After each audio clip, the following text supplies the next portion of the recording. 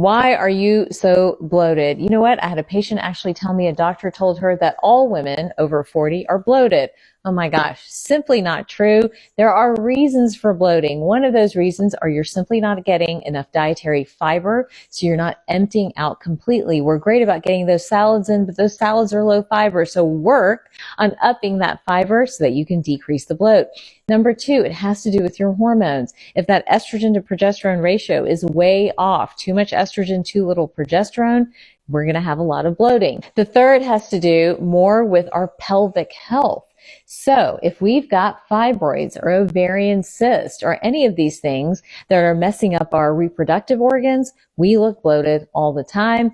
Last, but certainly not least, we're not getting enough movement. I'm going to add one more in if that's okay. Or our digestive enzymes are not working the way they need to. Over time, our entire digestive tract slows down. So not having those digestive enzymes is a common reason for being bloated.